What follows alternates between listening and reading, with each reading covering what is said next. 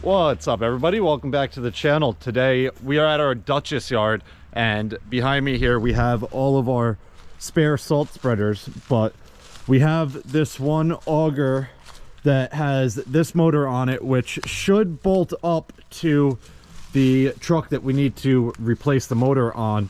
It is a bit longer, but I think the bolt pattern is going to be the same and it should work.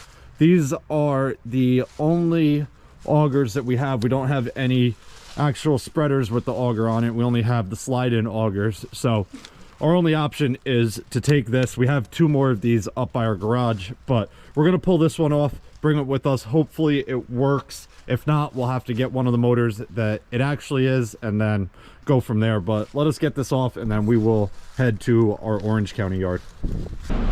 All right guys, so made it down here to Orange County, but as you can see, we loaded the whole auger in the bed of my truck here. We're gonna bring it to our shop and pull everything apart.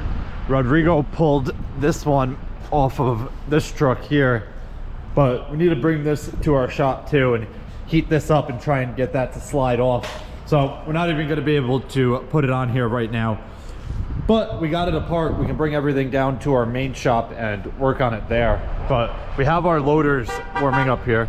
Rodrigo's honking at somebody. Who are you honking at? Where's the key? Come on, The key should be in it. I got it. Oh, Kevin has it. So we got these loaders warming up. If you saw the video where I brought I think I had the IT machine out pretty much next to that lake there, we had to do that because the village here called the guys from the town over, and they have a pump truck that is a reservoir, and it has a valve which releases the water so it doesn't overflow, and I guess their valve froze, so they called the town for a favor. They brought their pump there and they ended up getting stuck. I didn't make a video of this, but I had to go back down and tow their dump truck out of there.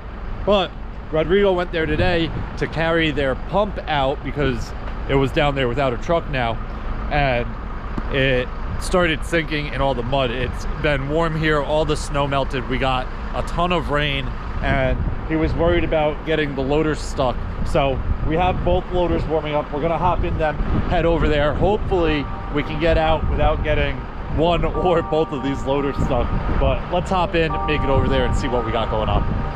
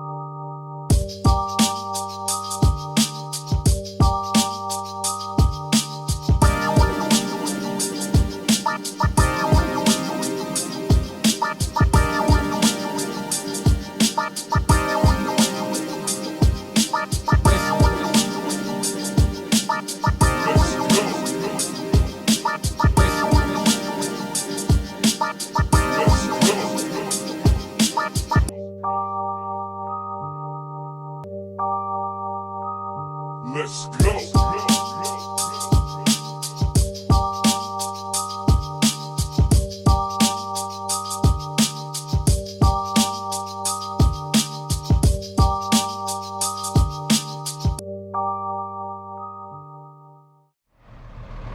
All right guys, we just made it back to our shop and I started this truck here. That was a mess over there. It was so muddy, my machine started slipping. You guys probably couldn't tell because my camera was aiming forward, but we had to connect the other machine to the back of mine. Rodrigo stayed up in the driveway on blacktop and pulled me while I pulled the pump trailer.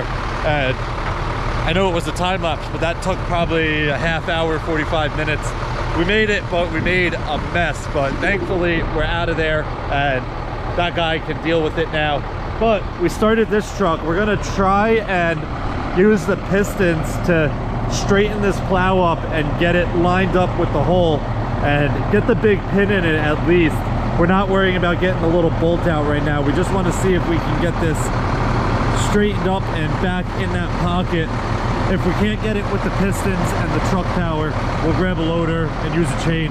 But we want to get this in today and at least have it set so we have one less thing to do next time we come up here.